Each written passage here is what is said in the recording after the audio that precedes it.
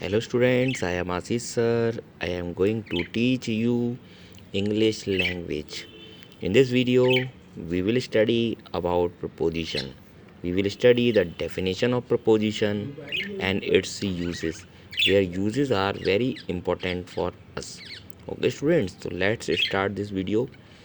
Students आज मैं आपको इस वीडियो में इंग्लिश लैंग्वेज मैं प्रपोजिशन पढ़ाने जा रहा हूँ। प्रपोजिशन जो थोड़े डिफ़िकल्ट होते हैं इसलिए ध्यान से समझिएगा। हम इस वीडियो में प्रपोजिशन की डेफिनेशन पढ़ेंगे और प्रपोजिशन के यूजेस पढ़ेंगे कि उनकी क्या डेफिनेशन है, प्रपोजिशन होती क्या है, हम ये समझेंगे। और इसके साथ साथ हम ये भी समझेंगे कि प्रपोजिशन जो है उनके यूज़ हम कैसे करते हैं। Clear students? तो ध्यान से देखिएगा स्टूडेंट्स, प्रपोजिशन हम पढ़ा रहे हैं आपको। तो प्रपोजिशन की पहले डेफिनेशन पढ़ते हैं। द वर्ड प्रपोजिशन, जो प्रपोजिशन वर्ड है मीन उसका मीन्स है प्लेसिंग बिफोर, मतलब किसी चीज़ को पहले पुट करना। इट शोज़ द रिलेशन, ये हमें रिलेशन बताता है बिटवीन अ नाउन और अ प्रोनाउन, नाउन और प्रोनाउन का, एंड सम अदर वर्ड या किसी और वर्ड का इन अ सेंटेंस, एक सेंटेंस में। ये एक सेंटेंस में हमें रिलेशन बताता है नाउन प्रोनाउन का उसके दूसरे वर्डों के साथ। The other word can be a noun, दूसरे वर्ड जो होते हैं वो नाउन हो सकते हैं, वर्ब हो सकते हैं और एडजेक्टिव हो सकते हैं। नाउन के लिए आप इसी चैनल पर नाउन वाला वीडियो देख सकते हैं, उससे आपको नाउन के बारे में नॉलेज मिलेगी। वर्ब की वीडियो भी है हमारे चैनल पर और एडजेक्टिव की भी है। For example, the pen is lying on the table, जो पेन है वो कहाँ रखा हुआ है, टेबल के ऊपर। तो पेन का और टेबल का रिलेशन बताया गया है, ठीक है ना। लाइंग से जोड़ा गया है, वर्ब से जोड़ा गया है। ही केम एट मिडनाइट, वो मिडनाइट में आया। तो केम वर्ब हो गई और मिडनाइट हो गया हमारी एडवर्ब। तो उनको हम ज्वाइन करते हैं। क्लियर समझ में आया? तो स्टूडेंट्स, प्रपोजिशन जो है प्रपोजिशन का मीन्स है प्लेसिंग बिफोर, मतलब पहले पुट कर देना। और प्रपोजिशन हमेशा रिलेशन बताता है नाउन और प्रोनाउन का किसी और वर्ड के साथ, और वो कोई और वर्ड जो है नाउन हो सकता है, वर्ब हो सकता है और एडजेक्टिव हो सकता है। नाउन मीन्स है एनी नेम, वर्ब मीन्स है एनी एक्शन, और एडजेक्टिव मतलब है डिस्क्राइबिंग वर्ड। Clear student? सबको समझ में आया? अब हम इनके यूजेस पढ़ेंगे प्रपोजिशन के, कि कौन कौन से प्रपोजिशन को कब कब यूज़ करना है। यूजेस ऑफ सम प्रपोजिशन पढ़ेंगे। सबसे पहले पढ़ेंगे हम दो प्रपोजिशन का यूज़, वो है एट और इन। एट का यूज़ करते हैं फॉर स्मॉलर प्लेसेस, छोटी छोटी जगहों के लिए। इनका यूज़ करते हैं फॉर बिगर प्लेसेस, बड़ी बड़ी जगहों के लिए। जैसे शहर का नाम है, कंट्री का नाम है, वहाँ इन आता है। और जैसे किसी डिस्ट्रिक्ट का नाम है, किसी गांव का नाम है, वहाँ पर एट आ जाता है। किसी स्पेशल एरिया का नाम है, लोकेलिटी का नाम है, वहाँ पर एट आ जाता है। For example, I live at Tajganj, मैं ताजगंज में रहता हूँ। ताजगंज थोड़ी छोटी जगह है, लोकेलिटी है। इन आगरा, और आगरा थोड़ी बड़ी जगह है। मैं ऐसे ही बोलता हूँ, I live in Agra in India. अब आगरा भी बड़ी जगह है तो दोनों उसके आगे भी इन आएगा, और ताजगंज भी बड़ी, वो इंडिया भी बड़ी जगह है तो उसके आगे भी इन आएगा। लेकिन अगर हम बोलते हैं आई लिव एट दलियाई, तो दलियाई छोटी जगह हो गई, वहाँ पर एट लगा देंगे। मतलब छोटे प्लेसेस के लिए, स्मॉल प्लेसेस के लिए एट लगाते हैं, और बिगर प्लेसेस के लिए हम हमेशा इन लगाते हैं। क्लियर समझ में आया? तो ये था हमारे एट और इन के डिफरेंसेस, जो मैंने आपको बताए कि एट का यूज़ कब करेंगे और इन का यूज़ कब करेंगे।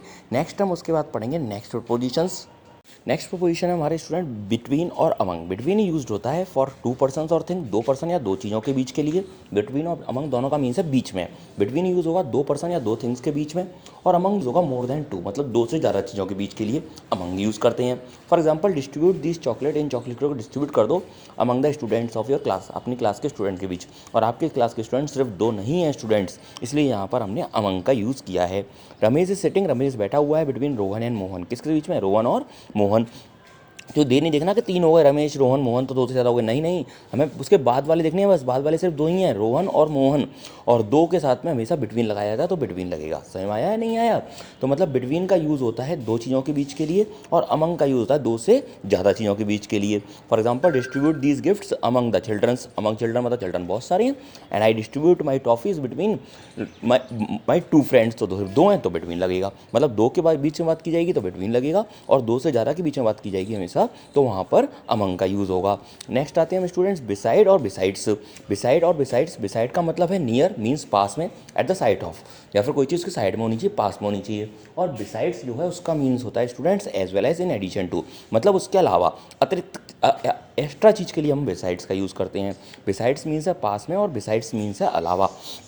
For example, my home is beside the temple, मेरा घर जो है ना वो टेम्पल मतलब मंदिर के पास में है, तो बिसाइड लगा दिया। और बिसाइड्स बीइंग इंटेलिजेंट, होशियार होने के अलावा, ही इज़ जेंटल ऑल्सो, वो बहुत संजन भी है।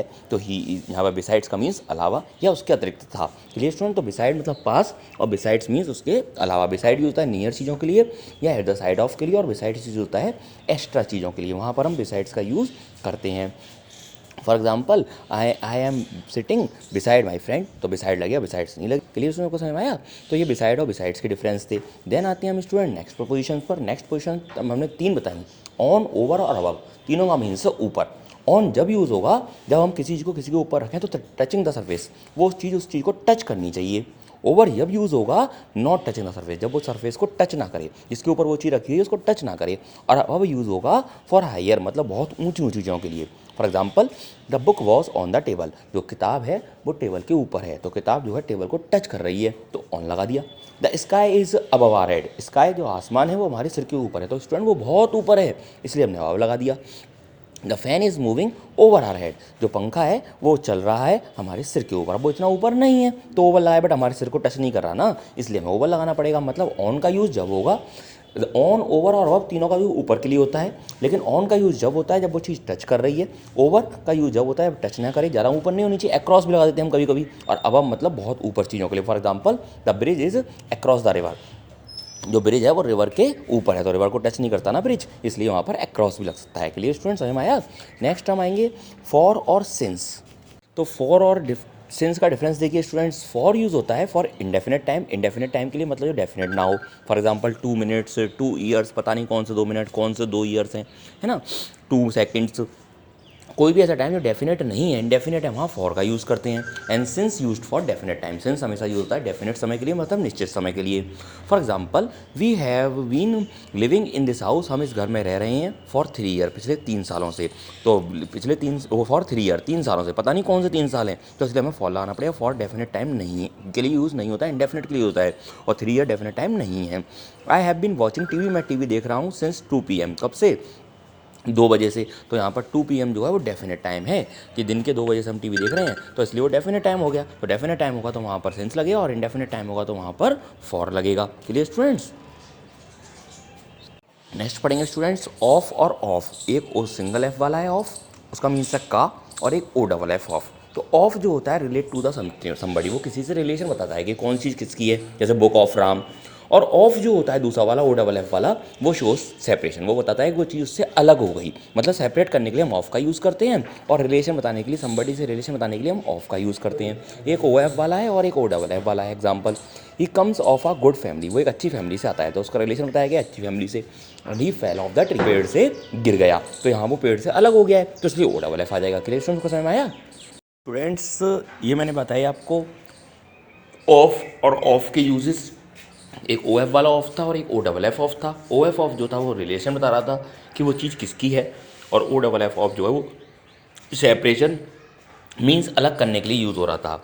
हम नेक्स्ट प्रपोजिशन पर आएंगे। नेक्स्ट प्रपोजिशन है हमारी इन और इनटू, दोनों का मीन्स में। इन यूज़ होता है फॉर द रेस्ट पोजीशन, मतलब कोई चीज़ रेस्ट में है वो मूव नहीं कर रही है, और इनटू यूज़ होता है फॉर मूविंग पोजीशन, मतलब कोई चीज़ मूव कर रही है या फिर वो मोशन में है। For example the boys are sitting in the room, जो लड़के हैं वो कमरे में बैठे हुए हैं, तो वो बैठे हुए हैं, वो मूव नहीं कर रहे हैं, वो बाहर से अंदर एंटर नहीं हुए हैं, तो इन लगाना पड़ेगा। I am entering in to this room, मैं इस रूम में अंदर एंट्री कर रहा हूँ, तो मैं चलकर एंट्री कर रहा हूँ, वॉक करके एंट्री कर रहा हूँ, मतलब मैं मोशन में हूँ, तो इनटू लगाना पड़ेगा।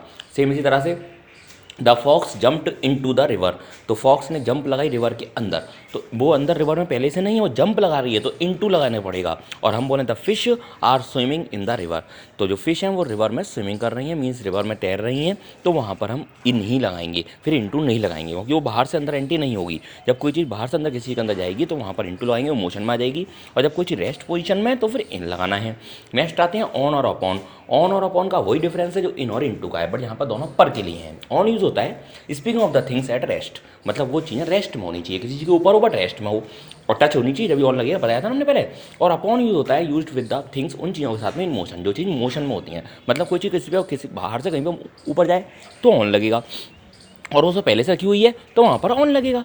For example put your bag, अपने बैग को रख दो ऑन द टेबल, किस पर रख दो? टेबल पर, तो टेबल पर रखना ही है सिर्फ, तो ऑन लग जाएगा। और द हंग्री लाइन, जो हंगली भूखा शेर है, फेल अपॉन द डियर, उसने जंप लगाई किसके ऊपर? डियर के ऊपर, तो उसने जंप लगाई है, मीन्स वो गिरा है डियर के ऊपर, तो वहाँ पर अपॉन लगेगा। मतलब ऑन जब यूज़ होगा जब कोई चीज़ रेस्ट में होंगी, आपका अपना बैग रख दोगे, बैग रेस्ट में हो जाएगा, और लाइन जो है वो अपॉन में यूज़ हो रहा है क्योंकि वहाँ पर चीज़ मोशन में है। ये लेसन को समझ में आया? नेक्स्ट हम आएंगे इसके बाद एक और प्रपोजिशन पर जो कि हमारा है एट हम पहले ही पढ़ चुके हैं छोटी जगहों के लिए, बट एक और जगह रीजन से एट लगता है और वो है use for exact time. Exact time बताने के लिए हम किस समय के बारे में बात कर रहे हैं वहाँ एट लगाएंगे। For example the time train arrived at midnight, जो रेलगाड़ी है वो आधी रात को पहुँचेगी, तो कब पहुँचेगी, एग्जैक्ट मिडनाइट में पहुँचेगी, तो एट लगा दिया। द गेस्ट्स, जो मेहमान हैं, टुक लंच, वो लंच करेंगे एट 3 o'clock, कितने बजे, 3 बजे, तो एट लगा दिया।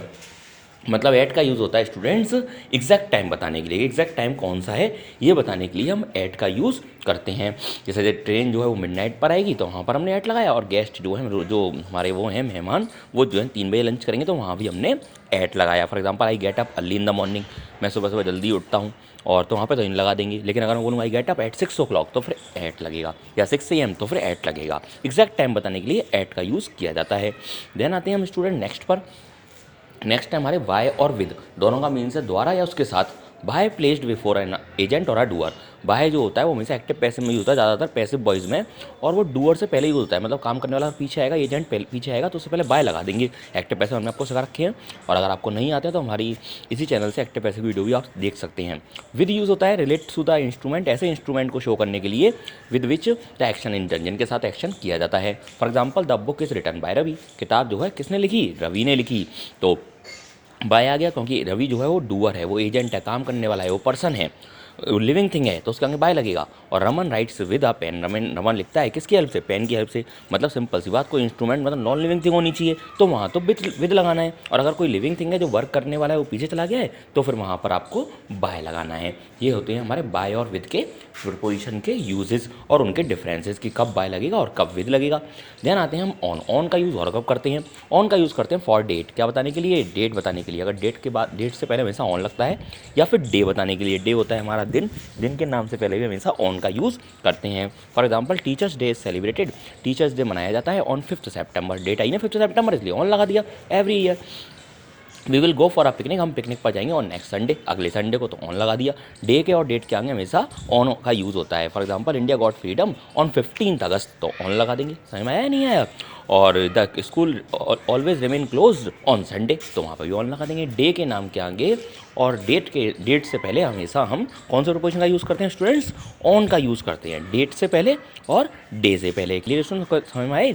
तो ये सारे हमने आपको प्रीपोजिशन के यूजेस बताए, और इन प्रीपोजिशन के यूजेस आपको ध्यान से पढ़ने होते हैं, बहुत इंपॉर्टेंट होते हैं प्रीपोजिशन। आप इस वीडियो को एक बार दोबारा से देखिएगा, जिससे आपको उनके सारे यूजेस समझ में आ जाएँ। आई होप आप सबको प्रीपोजिशन समझ में आए होंगे।